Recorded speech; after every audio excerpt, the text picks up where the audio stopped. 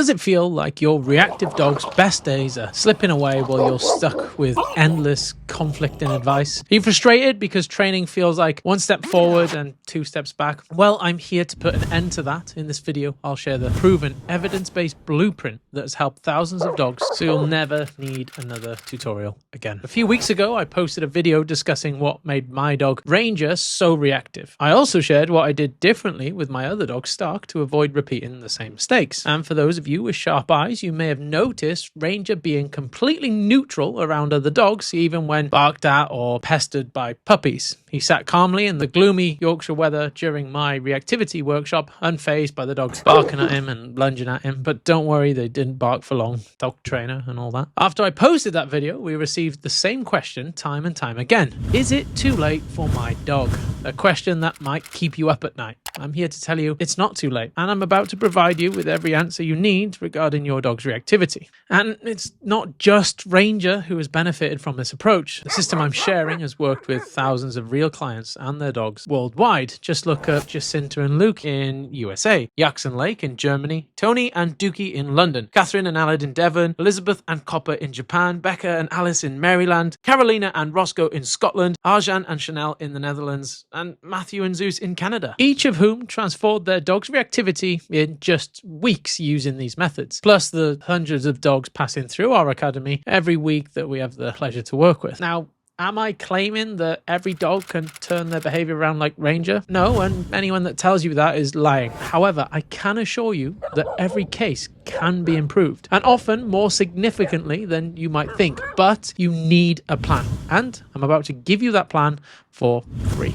First, let me tell you what definitely won't work. Trying to socialize your dog out of their reactivity. This will only make things worse. 2, putting your dog in situations that are too challenging for them and then using harsh corrections.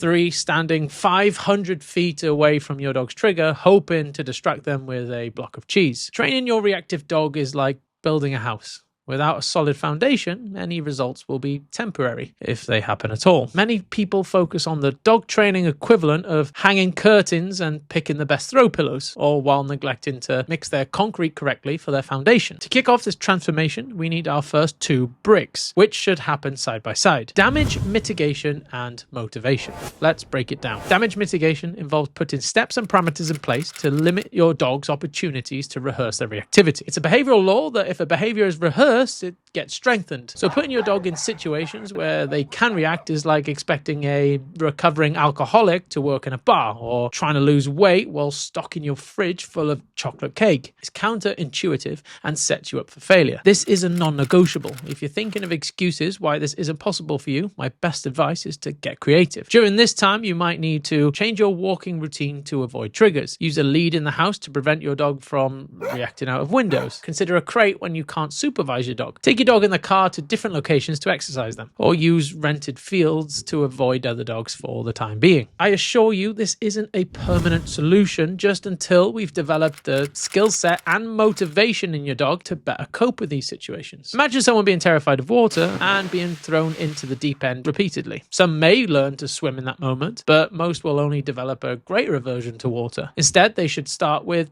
lessons in the shallow end, using maybe armbands or a life jacket to help them gradually acclimatize to being around water. Our second non-negotiable brick is motivation. As mentioned, our goal is to build a skill set in your dog to help them cope with their triggers. We need to provide them with reasons to enjoy alternate behaviors that can replace their reactivity. Without adequate motivation, we'll struggle to foster enjoyment in the behaviors that we do want, leaving us to manage your dog's behavior with corrections indefinitely. That's not what you want for you, your dog, or what I want for any of my clients' dogs. You're going to hear me talk a lot about food in this video, and here's why. Toys are great forms of reward, but in a pressure cooker moment when you want your dog to stay calm, sometimes delivering a reward that will innately bring up the revs in your dog can be counterintuitive, especially if they decide to displace that excitement onto the triggers at the very last minute. And don't get me wrong, a good old-fashioned pat on the back for our dog is good in the right circumstances, but it does have similar limitations to toys, and further to that, we can always give our dog a good bit of fuss, regardless what state of mind they're in. But a dog typically won't take food when they're in a non-constructive state of mind. So food and our dog's willingness to take it allows us to quantify and measure the success of our sessions, unlike toys and praise. And if you're shouting at your phone, but my dog doesn't care about food, then guess what? I'm going to show you how to fix that too. If you want to build food motivation in your dog, you need to follow these steps. Choose a high quality kibble, remove all treats, weigh your dog's food out, feed your dog at set feeding times. Feed them twice a day. Start with bowl feeding, and when your dog eats each meal without hesitation, advance to the next step. Then move on to a slow feeder. Then move on to a slow feeder inside a cardboard box laid on its side. Then move on to a slow feeder inside a cardboard box with the opening face up. Then we're going to hand feed our dog inside. Then we're going to hand feed our dog outside. And voila, we have building block number 2. Think of the foundation work like preparing a meal. Whilst I'm chopping ingredients here, I'm boiling water over here. Once our kitchen is set, I'm ready to cook up a storm. So let's get cooking. In this video, I'll teach you 4 fundamental behaviors that will benefit each and every reactive dog. I'll explain why they're important and how to teach them. But first, we need to talk about where to train. Remember Swimming Jim from the intro? Before we equipped him with the tools to cope with the deep end, we need to figure out where to teach these skills. Just like swimming lessons, we're not ready for the deep end just yet. We need to work up to it. Here's a tip. Have a list of 10 locations starting from where your dog can easily focus on you, working up to then the most distracting places. For example, your garden might be the easiest, while the local dog park where every Karen and her kamikaze cockapoo might show up is your Mount Doom. Lord of the Rings reference there. I've included a checklist with examples in the description, but remember, it'll differ from each dog. Now let's go on an adventure, brave hobbit. Once you've compiled this list, we'll start building our behavioral toolbox. This toolbox is what helps us navigate the treacherous journey to our metaphorical Mount Doom of dog training. Just like a hammer, drill, or spanner has its own job, each behavioral I'm about to show you serves a unique purpose. Strengthening what I call the big 4 will make this process much easier. The last one is the glue that holds everything together, so make sure you stick around. Sorry. But seriously, the final behavior could be the missing piece in solving your dog's reactivity. First up, we have the good old-fashioned loose lead walk. The main purpose of this is to keep your dog in a low arousal state while getting from point A to B. If your dog is charging around and pulling on the lead, they're already halfway to a reaction, and a minor environmental change could push them over the edge. For me, loose lead walking isn't just for exercise. It's a safe way to get your dog to places where they can enjoy activities like playing, sniffing, running. When I expect my dog to walk nicely on a lead, it's not about strict obedience, it's about creating more opportunities for them to be a dog. Now that we've established why loose lead walking is essential, I'm going to show you how to do it. Oh, Jesus Christ. Since you all gave me a bunch of stick last time for using a trained dog, or my dogs, I brought the most mental dog I know out today, Kevin. Now, Kevin's currently on a flat collar, and for a lot of you, the flat collar will be what we call poisoned, meaning that it has a meaning, or it elicits a response in our dog that we don't particularly want. So if your dog's used to pulling on the lead a lot, on the flat collar, for example, or the harness, and we've got this poison piece of equipment, it might be worth a little bit of a change. I'm going to use a slip lead on Kevin. Do you want to use a slip lead? That's absolutely fine, but I would use something else to what your dog is being essentially and accidentally conditioned to pull into. There are multiple ways to achieve the same outcome. Today, I'm going to give you a really easy loose lead walking tutorial. Is it the most optimal way? No, but super easy to follow, and you should be able to get there nice and quick so long as your dog has food drive. If your dog doesn't have food drive, then don't worry, I'm going to show you how to build that too. I've got Kevin and I've got 2 marker points. At home, this could be lampposts outside of your house. This is where you're going to start it. And I've got some food in my left hand pocket. That's super important. I don't want the food over on my right side because that's going to lead to Kevin forging out in front. It's actually really simple, but people make a lot of mistakes. I am looking for any time Kevin is in the sweet spot, which is about there, head up towards me, nose behind toes, let's say. I'm going to just simply say heel or close or whatever command you want and just pay him food. I'm not going to use my marker response like we might do for recall because we see that as a terminal marker, which means your job is done. Heel work, or loose lead walking, should I say, is a duration behavior. We want longevity to it and we want stability to it, which means you're going to keep paying in the behavior like we do with place work, which I'm going to show you how to do very shortly. So I've got Kevin. He's calmed down because I've just stood still long enough. What I'm going to do is I'm going to take the lead here. I can thumb grip it if I want, but I'm going to hold it just below my belly button as if I'm a knight in shining armor with the sword out here. I want Kevin walking on my left. I'm going to show him that I got something. The fact that Kevin really wants to take my fingers off to get hold of this food makes my job 10 times easier because I can use more positive reinforcement and therefore less reliant on negative reinforcement with the lead. So follow the food building protocol that you'll find in this video later on to make your life, your dog's life as well, 10 times easier. So I'm going to switch to the slip leash and I'm going to take him by the collar. I want enough lead that there is some slack in the lead and we have this kind of J shape here. I don't want a constantly taut lead and I don't want like a big giant drop lead here. I got my 2 markers. I'm actually going to go to that marker first, the marker behind me. Anytime Kevin is in the sweet spot, I'm going to say what the command is and pay him some food. Super simple. Anytime his nose goes in front of my toes, I'm going to turn around over my right shoulder and walk to the opposite marker. Here's how it's going to look. I'm going to shut up talking now. I'm just going to show you how to do this.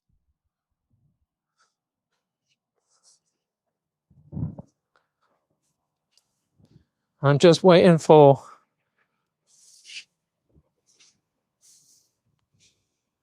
nose behind toes. If nose goes in front of toes, I take the turn. That's not my sweet spot. I'm not going to wait for Kevin. And look, he wants that food. And he's almost there, look. I'm working in a nice straight line here. I'll take that for now. Wasn't the perfect sweet spot, but I'll take it for now. Nose out in front. I'm going to turn again. Close. Okay. So I'm going to tell him when he's in my sweet spot, he goes out in front, we're turning around. Close. Close. What I don't want to do, and what probably someone has done in the past, is kind of paid him from the front over here. And this is what's caused Kevin to come out the front over here. Payment, if we want our dog to walk on our left, should come from either left bum cheek or left pocket. Now, because Kevin's out in front, the food's going to go on my left bum cheek. Close, and I'll accept that. And very simply, once my dog starts to get this, I can start extending the distance between my markers. Then I can go from second lamppost to second lamppost. This is okay. Kevin's a little bit further out in front than I would like. He fixed himself there. Close. I should be able to walk nice and slow. He goes out in front. I'm going to tug the lead and turn. Don't need big, harsh corrections here. Just show him that it's futile going that way. If we've got a big, strong dog like this, you probably take this for your loose lead walk. So I'm going to go get a different dog now. So now we have little Martha, and we're going to do exactly the same thing. We're going to face this way. She's going to think we're going that way. She's obviously a smaller dog. Close. She doesn't know what that means yet. I'm going to show her that I've got something. And again, this should look pretty good pretty soon, even if your dog's a crazy puller. You change the equipment. The first thing you need to do, show your dog one direction, and then just as you set off, take a quick right about turn, go the other way. Your dog will then arrive to catch up with you into the heel position or close position, whatever you want to call it. Yeah, good girl. Does my dog need to look up at me at all times? No, I just want a nice loose lead on our walk. Good girl. Close. There you go. Nice. And now she's got it, I can start extending things out. I'm essentially using the command itself as a duration marker, as a bridge marker. I could say good. I could say good girl. I just wouldn't use my terminal marker, just a clicker in or yes in most of your instances. Close. And look at that. Go.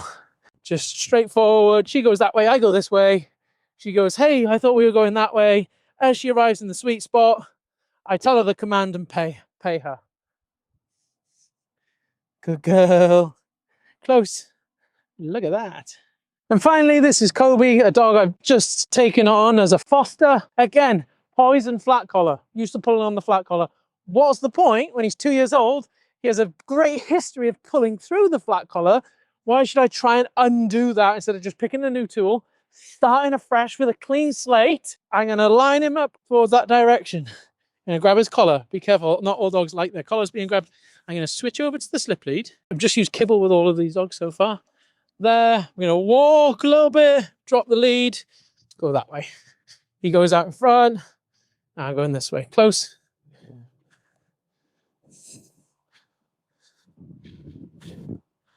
Up. And I think he might have been taught before maybe to walk on the right. So, yeah. And guide him there. Close. And voila, look at that. Close.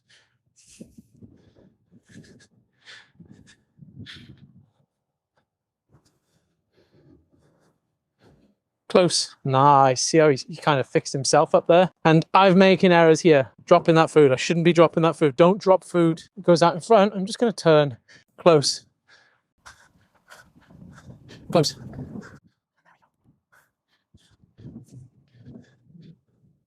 Close. Look at that. Now he's like glued to my leg because of what's getting him paid? Sticking to my leg. And he's happy doing it.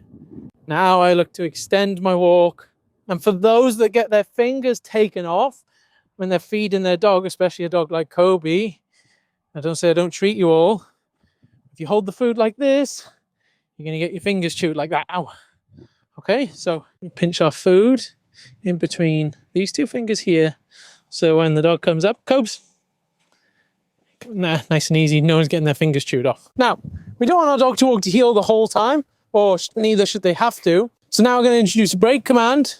He doesn't choose when he goes into break, because then we'll just get inconsistency in the loose lead walking. Good. So what I like to do is sit, the dog into a sit. Good boy. Hold the lead so he can't break the sit. If he does try and break the sit, just keep him back. Okay. And I'm going to give a release marker, or we'd say break.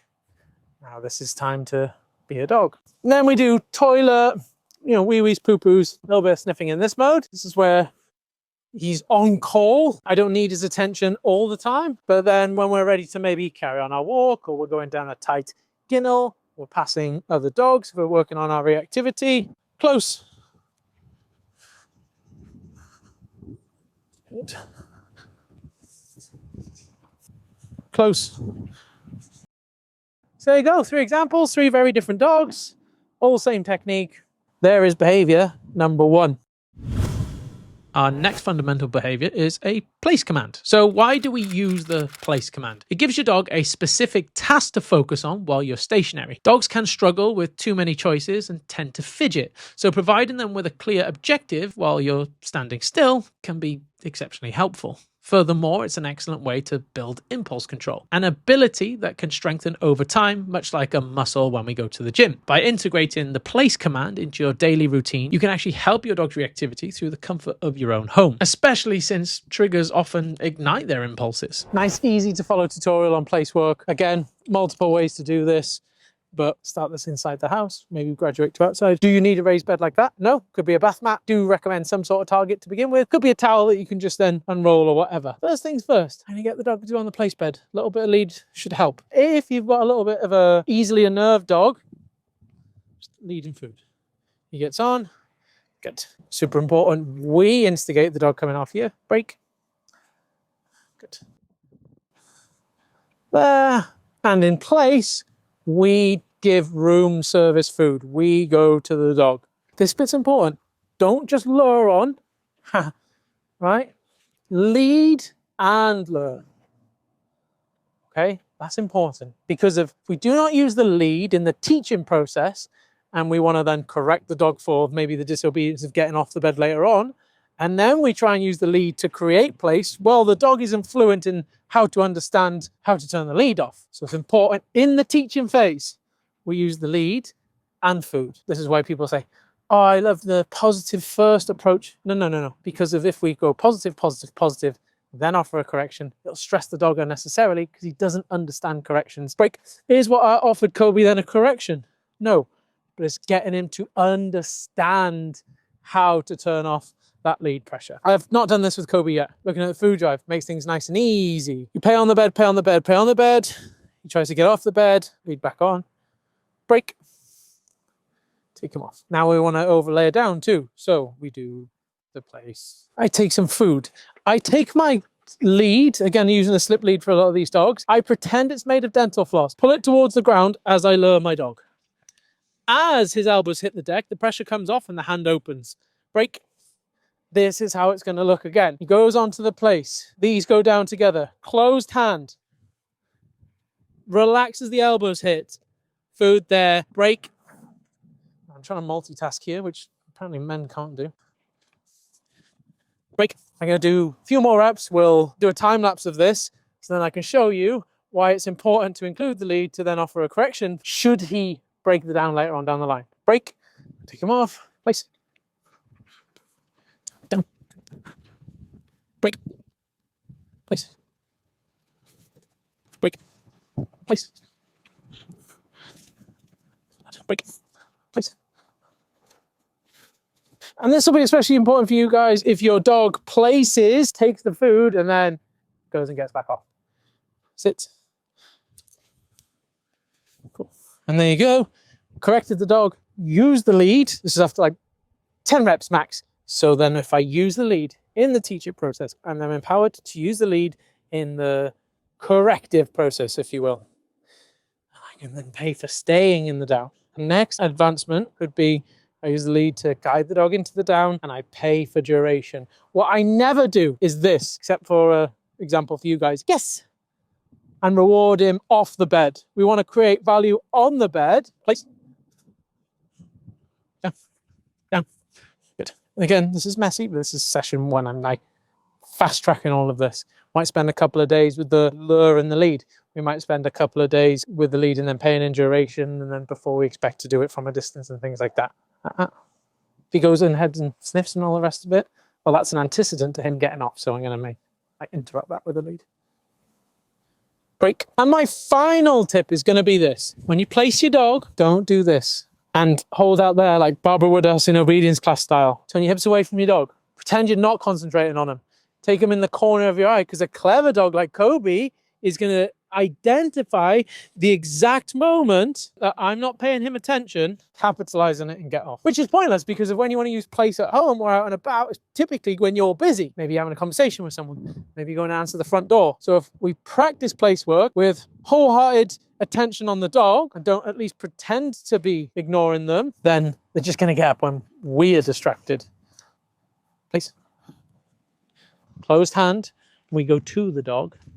And we say, you just stay there, sir, and I'm going to keep coming back to you, buddy. You just lock your elbows on that bed.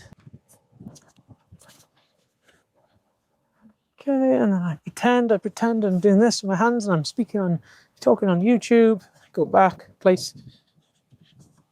And I say hello to my friend over there, and he's thinking about breaking, but he doesn't. Place.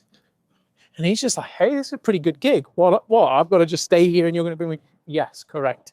Nice, my time laces, and then place, that boy, break, and he's a good boy. Okay, and we'll do one last round. Kobe, place. Oh, I'm gonna keep one on. I go for bigger distance, bigger duration. Hey, that's not quite right. Lie down. If we just tell our dog to lie back down after breaking, they will be like a yo-yo. They will get up, we'll spot them, we'll tell them to lie down, and you guys have seen this at home. They'll get up again, you'll say lie down, and they're like, okay, worst case scenario, I get up, I get told to lie back down. But best case scenario is I get up, nothing happens, and I go and sniff that grass and roll in that poo over there. You'll have noticed that Kobe's a little bit like stressed now. He's got his tail under his legs. It's not the training, he's just environmentally a little bit sketchy. He just needs to get more environmentally comfortable. And even things like place work in different environments, that'll help, because he has to kind of stick there, show a bit of resilience. That's for another video. Nice. Now, as you can see, it doesn't really matter too much what I'm saying, because of like, I'm going to the dog. But if you want to get into good habits, place, we use the command as the bridge and show him that when I say that word, expect value in that place and position. And then I just continually challenge the dog. That was good, Cobes. Place. Cool. Nice, easy one for you guys. And you'll be really surprised how much this tires your dog out. Teaching with the lead makes it important, because of should a dog pop out now and my dog blows his lid and I need to say, hey, don't do that, you should be on place. But I've only ever taught that with food. He's going to be like, screw you. I'm going to go kick off at that dog. I don't want your food. You can stick that up your ass. And then when I try and correct the dog, that's going to be novel to him. That's going to be alien to him because it's never been used before. And that's going to amplify the reaction potentially by adding undue stress to the process. So it's important. And then the trick is we extend the time frames in which we pay our dog. So I might throw food. Place. Nice. And this is literally his first session with me doing place work in this style. I know he's not been taught place work with a leash before. Place. Nice. Good lad. And literally 3, 4, 5 sessions of this in this style, you're going to have a pretty solid place command. Cool. That's good. Add in lots of distractions where you can. Boom, boom, boom, boom, boom, boom, boom, boom, boom, boom. And then at your home, you go knock on the front door, the dog stays in place. Great. And then you ring grandma and say, hey, grandma, come round. I'm going to do some place work with Kobe when you come in. And just start building a lot of stability in this place command. And that is our second behavioral tool of our dog training toolbox.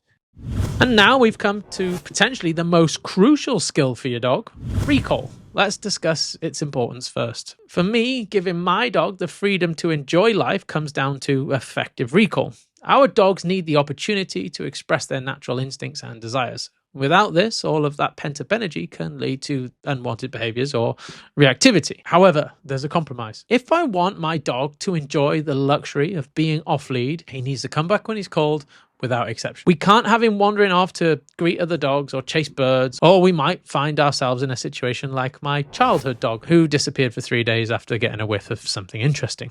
Lesson learned. Having a solid recall empowers you to become the lifeguard sat at the edge of a pool while children enjoy the water. Without the all-seeing lifeguard that may need to dive into the pool one day, a fun swim can become an unnecessary risk. Now on to the big one, recall. You need some food motivation for this. I need a long line. I need a way to show the dog how to get it right if they think about getting it wrong. If I go and take my dog into an open field and they see a distraction like Dolly's seen now, and I've got nothing there to stop her going over there, she's going to get drawn in by that distraction. She's probably going to go have fun with it. Or worse, if it's another dog, get hurt by it. And then I'm going to create a problem for myself. So I've got food. I've got my dog. I've got a charged marker. If you don't have one of them yet, don't worry. I'm going to show you exactly how to get one in the next video. Again, if you've watched any of the videos and tutorials so far with each of the dogs, how easy did it look? Because they really wanted the food that was in my pocket. I used more reinforcement, a little bit of negative reinforcement. There's a good wee-wees Dolly, and it makes things just nice and easy for everyone. So follow the protocol that's going to be outlined in this video. I promise, complete game changer. I'm going to take Dolly. I've got her charge marker. Dolly's done no formal recall so far. So I'm going to use Dolly come. That's going to be my recall. Super easy. All I'm going to do, take some food. I'm going to throw it. As she eats it, I'm going to say, Dolly, come. And then I'm going to give a little bit of tug on the lead. And as she turns towards me, I'm going to click, move, and reward. That's going to be my first 5 repetitions. Very quickly, a dog like Dolly is going to start responding to Dolly come as well as she's responding to the clicker. Show her some food. I throw. Dolly come. There you go. I'm going to do the same thing again, okay? Do. Dolly come. And I'm straight there with the lead. I'm not hesitant with the lead. I don't wait and then go. If I do that, you will forever be reliant on the lead and you'll never get rid of the long line. How quickly I come in with a lead is how quickly my dog's going to respond to their recall. 3 seconds of a dog in full flight isn't quick enough. Dolly, come. Very quickly, we have that. Okay, so is this the perfect way? No. Is it a quick way, easy way for you to follow? Probably get better results than most YouTube videos and courses you've paid for. Yep. Since my clicker is a release marker, a terminal marker, she's free to then go do whatever she wants after she takes the food. So I click, reward, she's then dismissed. That's what the clicker means. Now, here's a mistake people make. We're ready to start kind of adding a little bit of distraction in, making it a little bit hard for Dolly. I don't need to do 300 reps in my garden because of, that's great. Your dog's probably going to recall every single time in the garden. If they don't, great, work in the garden until they do. But eventually you need to get outside, get in front of real distractions, get in front of things that are going to draw your dog's attention because that's when it matters the most. So ready to add in a bit of distraction. Instead of calling the dog, she fails. And then I'm fiddling with my long line to try and get her to come back in. I'm going to make sure every time I call her for the next 100, 200 recalls, I'm already ready in a position with the long line. If I am not, then I'm not going to call her because of what's going to happen is I say, Fido here. Fido ignores me. I then do this, then get the long line, then bring the dog in, then reward the dog. And she's like, oh, great, I've got 5-10 seconds before I actually have to come back. So every recall for the next 100 until we're proved, I must be ready with my long line. So we have a distraction over there. Dolly goes. Line is now tangled in Dolly's foot, so I'm not going to call her because if I don't want to be, pulling her foot or anything. Dolly, come. And what people don't realize about negative reinforcement, which is the pressure I'm using with the lead now to reinforce the behavior, it's reinforcing, right? A tough dog like Dolly is going to have fun in trying to avoid that pressure. So when we see corrections and when we see a little bit of lead pressure, they're not always inherently bad, especially working with confident, bold dogs. Sometimes adding that element in adds a difficulty level to the game that we're playing with the dog that keeps it interesting. Where if it was just right all the time, it would be too easy. And you'll very quickly see your dog's motivation diminish. Dolly, come. Ready with the lead. Then call the dog. Use the lead if necessary. Mark reward. So Chloe, just come over here. You're going to be my distraction. So I start rehearsals now. And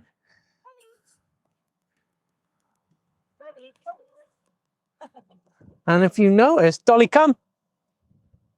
Perfect. And this is Dolly's mum. Maybe she doesn't love her. I don't know. So Chloe, you try and distract her. Dolly, come.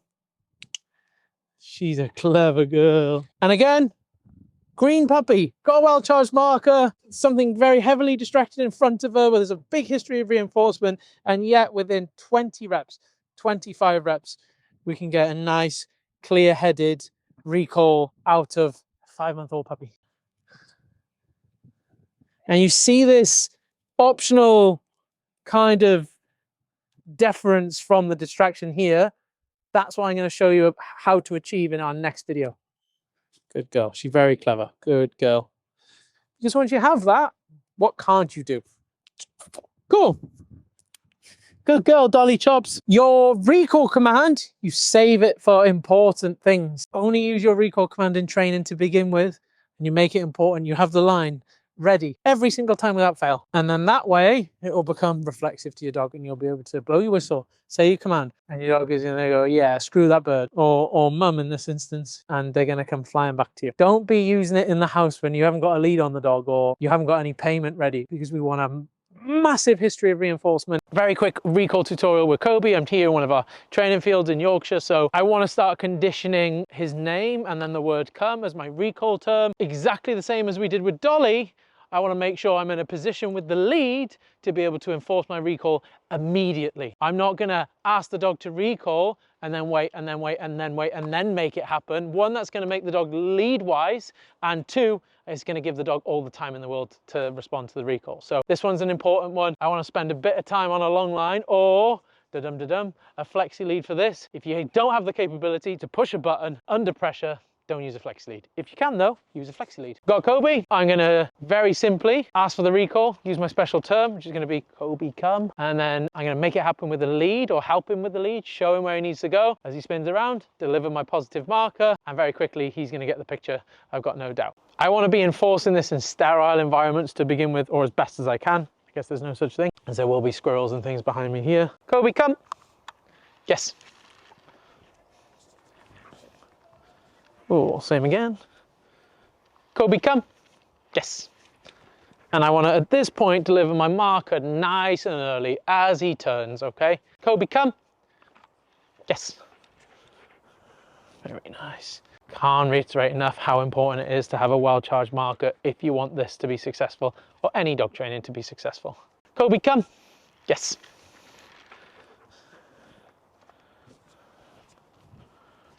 Good boy, good lad, good boy. And if I need to create a little bit of a distance and a fabricated distraction, throw some food out. Kobe, come. Yes. And I like to, after my marker on the recall, keep moving back, because that'll ensure the dog doesn't turn really quick, sprint back to you, and then start slowing down as they get to you. So I'll give you another example of that in a second. Kobe, come. Yes.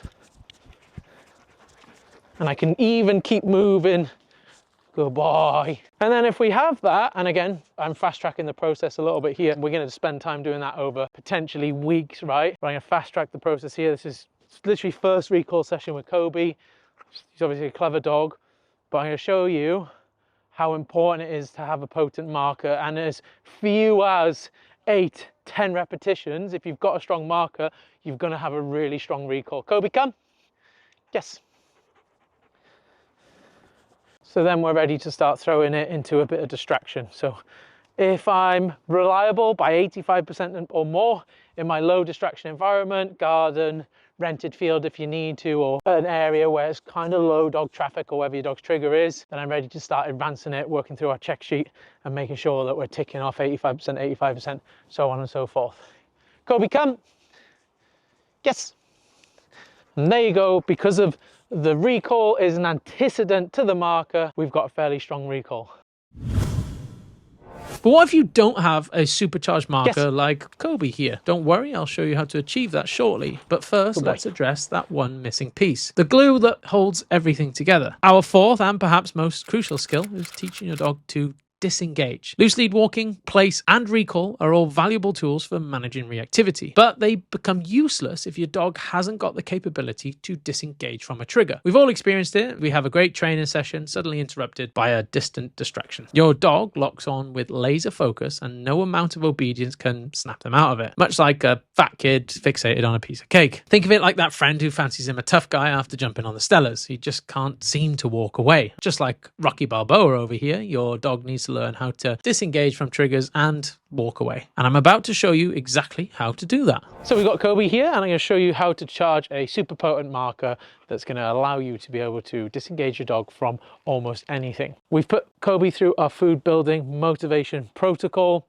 all the way up to expert mode, as you've seen in the video. And now I've checked him to see if he'll take food outside, which he does. He'll take your fingers off for it. Great. Once we have that, got a dog that really wants something that you have, we're ready to charge our marker. I'm going to give you a really simple tutorial here. You're going to do this 5 days in a row. I might typically use something a little bit higher value like meat or a pate. I'll ping a picture up here for this, and then I'm going to put the rest of the dog's remaining calories in our slow feeder or our expert mode or whatever that may be, right? So in Kobe's case, I'm just going to use his kibble because he's so highly food motivated now, which means I can train more throughout the day. So how do we charge a marker? Very simple. I've done a video on this before. Newton's cradle method, where I'm going to do 5, maybe 10 reps around that ballpark each morning on an empty stomach for 5-6 days. So I take some food, yes, deliver my marker, throw. Head comes up, yes, yes. Third rep, oh, is a jackpot. Super, super simple. I've got breakfast in my pocket here. Yes. Head comes up, yes. Head comes up, yes. So really simply, mark, throw food one way. As his head comes up, I mark, throw food the opposite way, because we want to create a lot of motivation inside our marker. How do we achieve that? Something the dog wants, but also things the dog like too. So I've got him demand barking at me for the food here. He's telling me like, I want this, I want this, I want this. So that's another cue that, hey, we're ready to charge a marker. And if we want to use positive reinforcement, we need as much motivation inside our marker as possible. All right, so yes. Yes. Yes. Third rep is always that jackpot, handful of food. I'm gonna do one more round, and then I can do this for 5 days repeatedly, and then we're ready to start using our marker for things out and about. Yes, one piece. Yes, one piece. Yes. And I'm just using yes with Kobe, but I could be using a clicker, a whistle, the word banana, carrot cake like I did with my dog Ranger in a previous video. Absolutely anything. I recommend you doing this not on grass, because the dog's gonna lose the food, be sniffing there for a while, blah de blah de blah. So do that for 5 days, you'll have a charged marker. How do we check if we've got a charged marker? Well, we take the dog off duty. Yes. We deliver the marker, and if the dog responds and comes out of doing whatever they're doing, and we want them to be just lingering around when we test this, if our dog turns around and responds, we've got a marker, we're ready to use it. You need food motivation before you do this. Don't charge a marker and start messing around with the clicker if your dog doesn't want what you have. All right, and we've manipulated food a little bit in order to achieve that with Kobe. And as you see, we've got a very potent marker. Yes. Good lad, good boy. Good boy. Yes. Good boy. So how do we get our dog to disengage from things? I know I sound like a broken record, but it's back to our well-charged marker. What dictates the importance of our marker? How much our dog wants the thing we associate to the marker. So make sure we're doing our food building motivation process. There's no excuses. I've literally shown you how to achieve all of this step by step. For anyone watching this, Kobe is not my dog. He's a foster dog that's spending time with us. I've spent time building his food motivation and a little bit of obedience. He's been on lead in and around the house. He already kind of has a place command. Don't get me wrong, he's not a super difficult dog, but he is a high drive, male, intact Belgian Malinois. When people watch these tutorials, they'll be like, oh, the dog's already trained, blah, blah, blah, blah. He's not, he's been here 10 days to the day. So when these tutorials look fairly easy, it's back down to making sure the process is correct. You all right, mate? Yes. And again, back to that well-charged marker. A well-charged marker can carry you a really good distance, but people don't want to invest the time in building that motivation. They don't want to invest the time in making things incrementally more difficult for the dog. Investing in a decent dog food, high quality dog food. There are loads of food comparison websites out there. You can go get yourself a decent quality dog food that you're not feeding 10 kilos a day when you only need to feed 500 grams. Super important. We're clinical in this process and we're not just kind of winging it, taking our dog into that metaphorical deep end and expecting our dog to give us these behaviors. So I'm going to show you an activity now that will teach us or teach our dog that disengagement from things they want. I'm going to do a rehearsal of this. So I've got my dog. I need a lead. Again, a flexi lead or a 6-foot lead's fine, or a long line's absolutely fine. And I'm going to start teaching Kobe that responding to his marker isn't optional, like he has to do it. And what I need to do this is a fabricated distraction.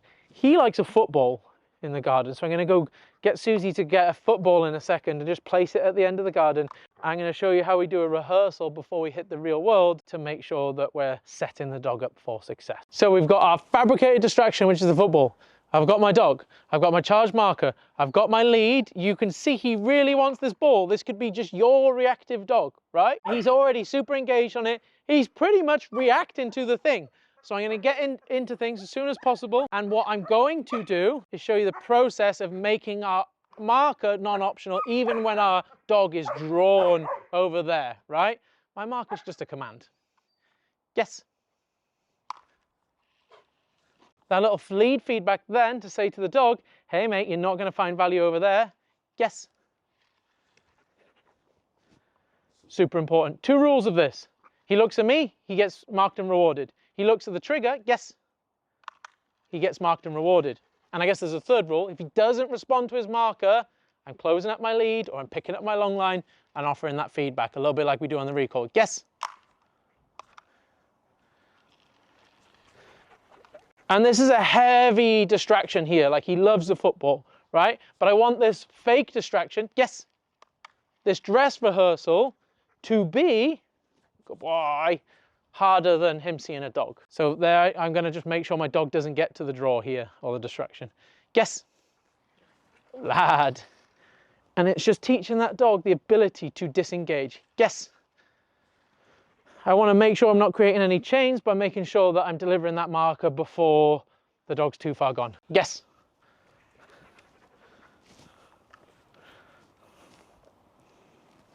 Yes.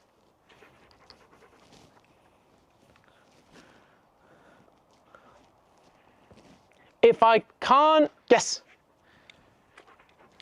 do this activity at a greater proximity, I've got no chance of our loose lead walk or our place work or wherever it may be. Yes.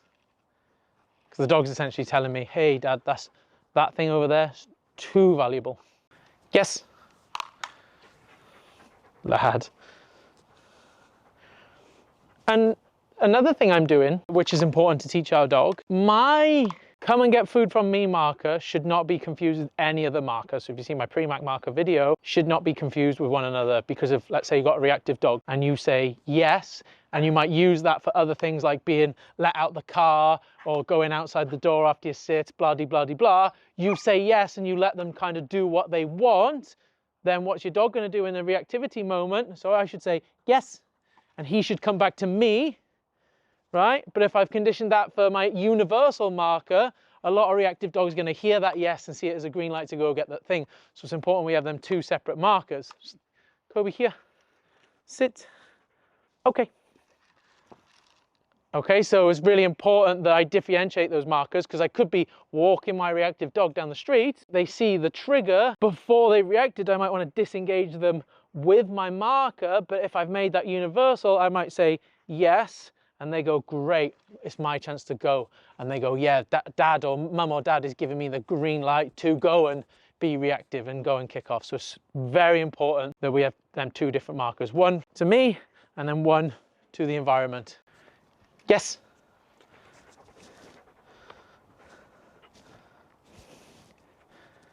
Yes, good lads. So now what we might see is our dog is going to anticipate that marker and disengage voluntarily from the trigger or distraction, or whatever it is in this instance. And when they do that, we want to start capturing and marking and rewarding those moments where they go like, hey, skip out the middleman. How about I just avoid that correction? I come straight to you. If you do this with something that your dog is, fairly drawn to, and is valuable to your dog, even in the comfort of your own home or your garden, then when you hit the real world, yes, it's going to be 10 times easier, 10 times easier. But you have to give your dog a decent dress rehearsal. So we just call this the focus game. And once you have that with your dog and they're able to be in the presence of something they're drawn by, yes, and you can disengage them with the marker before the point of no return, then you're ready to start introducing perhaps your fundamental behaviors, your recall, your place work, loose lead walking, etc., etc. All right, we can go a lot deeper with these tutorials, but this video ends up being 3-4 hours long. I'm just giving you easy to put into place practical steps that you can start utilizing with your reactive dog tomorrow, day after, so on and so forth. You see, once your dog has the ability to disengage, skills like loose lead walking, place, and recall not only become possible, but also reliable. Attempting to address your dog's reactivity without this capability is like trying to bake a cake without flour. It simply won't work. Before we move on to applying these skills in real life, I just want to quickly talk about the importance of play. Having a play session before training with a period of calmness in between is a great habit to get into. Think of your reactive dog as a balloon. When it's full of air, it's ready to pop at any moment. By using play to release some of that tension, your dog becomes less likely to react, just like our balloon becomes less permeable. This game doesn't need to be overly complicated. Just ensure each time you play with your dog, it includes these components. Some pulling, some chasing, some contest, and always finish the game before your dog gets bored. Now that we have all the key behavioral tools, we're ready to discuss how to apply them in the real world. If you're feeling a bit overwhelmed by these steps, then don't worry. I've included a step-by-step checklist in the description. Alternatively, click the button below to learn how you can join other thousands of owners in our online program, where our team will personally guide you through each step of treating your dog's reactivity and completely transform yours and your dog's life, or you won't pay us a penny. Now we have an arsenal of behavioral tools at our disposal, each varying in effectiveness depending on your dog. The goal is to gradually expose your dog to more challenging situations while narrowing the gap between them and their triggers. And that last sentence is basically how we address reactivity summarized. Think of yourself and your dog's trigger as magnets, with your dog made of solid steel. Each magnet's strength is influenced by past experiences, rewards for compliant behavior and corrections for non-compliance, known as history of reinforcement. As your dog approaches their trigger, this magnetism can lead to a reaction. A strong history of reinforcement increases your chances of overpowering the opposing magnet. By following the outline protocol, you can create a robust magnet using food rewards, a potent marker, and toys to enhance your dog's focus. However, depending on the strength of the trigger's magnet, you might need to look into tools like a slip leash or e-collar for added reinforcement. This isn't just my opinion, it's grounded in behavioral science. Remember, placing your dog in the deep end